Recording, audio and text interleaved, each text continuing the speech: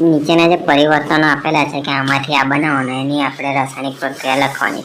બ્યુટેનોલમાંથી બ્યુટેનોઇક acid બનાવવાનું છે. તો પહેલાં બ્યુટેનોલ, એમાં યાદ રાખવાનું CH3 CH2 ફરીથી CH2 અને CHO, એટલે શું કહેવાય? બ્યુટેનોલ કહેવાય. એની AgNO3ની હાજરીમાં પ્રક્રિયા કરીશું તો CH3 CH2 CH2 આ ત્રણ વસ્તુ એવું ને એવું જ રહેશે.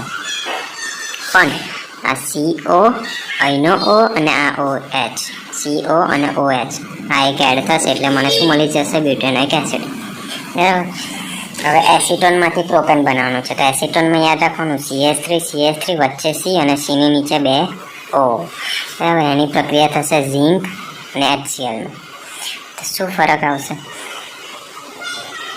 કે CH3 CH2 CH3 બે વાર વચ્ચે શું આવી જશે? CH2 પ્લસ પાણી છૂટું પાડી દેવાનું H2O. પડી ખબર? એસિટોન એટલે શું? CH3 વચ્ચે C ને નીચે O. બરાબર. એસિટોન એ રીતના યાદ રાખવાનું. એમાંથી આપણે પ્રોપેન બનાવવાનું છે. તો પ્રોપેનનું યાદ રાખવાનું 2 CH3 વચ્ચે આપણે શું લઈ લીધું? CH2. બરાબર. અને પાણી છૂટું પાડી દીધું. બસ મળી ગયું પ્રોપેન. બેન્ઝાલ્ડિહાઇડ છે, એમાંથી M નાઇટ્રોબેન્ઝાલ્ડિહાઇડ. બેન્ઝાલ્ડિહાઇડ એટલે કે પહેલાં તો બેન્ઝીન દોરી દેવાનું અને ઉપર CHO કરી દેવાનું એટલે બેન્ઝાલ્ડિહાઇડ બની ગયું. હાઇડ H છે એટલે CHO એવી રીતના યાદ રાખવાનું. એની પ્રક્રિયા થશે H2SO4માં. તો CHO તો એવું જ રહેશે. શું બનાવવાનું છે? નાઇટ્રોવાળું. તો નાઇટ્રો પરથી શું યાદ રાખવાનું?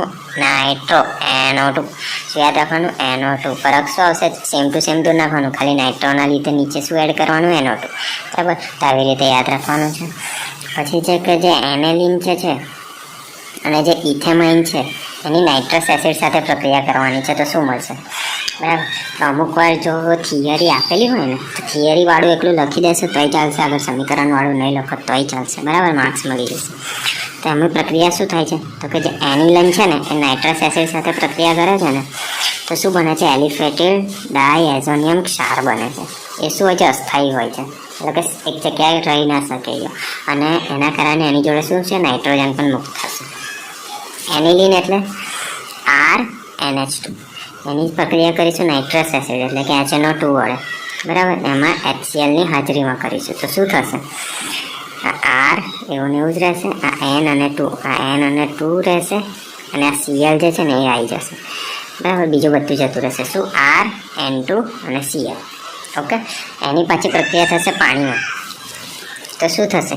આ જે R જે છે અને આ O ને એક H, એ OH એ R જોડે જતા રહેશે. બરાબર. પછી IUHCl જે આપણે પહેલાં વાપર્યું હતું ને એ HCl અહીંયા આવી જશે અને આ N2 જે છે ને અલગથી છૂટું પડશે. જેવું આપણે કીધું હતું કે નાઇટ્રોજન મુક્ત થાય છે તો આ N2 અલગથી છૂટું પડશે. ઓકે. તો આવી રીતે યાદ રાખવાનું છે સમીકરણ. હવે જે પરિવર્તન આપવાનું છે તો કે પ્રોપેનોઇક એસિડ છે ને એમાંથી આપણે ઇથેનોઇક એસિડ બનાવવાનું છે. તો પ્રોપેનોઇક એસિડનું સમીકરણ પહેલાં યાદ કરી લેવાનું. એ થશે CH3 પછી CH2 પછી COOH. ઓકે. આવું કંઈક ઓકે. કંઈ વાંધો નહીં. તો આપણે એને ગરમ કરીશું NH3ની હાજરીમાં. ઓકે. તો શું થશે? CH3 CH2 એવું ને એવું જ પહેલું. ઓકે. હવે આમાંથી આપણે ખાલી CO લઈશું. ઓકે.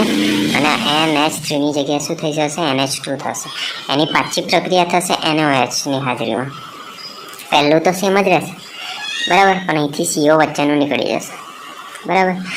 પછી HNO3 વડે પ્રક્રિયા કરીશું. આ પહેલાં બે તો સેમ જ રહેશે પણ આ નીકળી જશે અને OH લાગી જશે. પાછી પ્રક્રિયા થશે KMNO4માં. તો હવે પહેલું એટલું સેમ રહેશે ને પછી શું આપણે અહીંયા ગઈ છે છેલ્લા જે લખ્યું હતું ને COOH EU આવી જશે. આવી રીતે યાદ રાખવાનું. CH3 CH2 COOH હતું એની NH3 જોડે પ્રક્રિયા કરી તો CH3 CH2 પહેલું સેમ રહ્યું, CO લખ્યું અને NH3ની જગ્યાએ NH2 લખ્યું.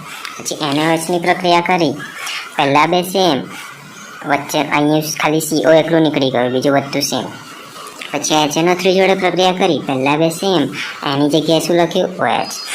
પછી KMNO4 જોડે પ્રક્રિયા કરી તો આ બંને નીકળી જશે છેલ્લા બે, પહેલું એકલું રહેશે અને આ જે છેલ્લું હતું એ લખી દેવાનું COOH. કે તો આવી રીતે યાદ રાખવાનું છે.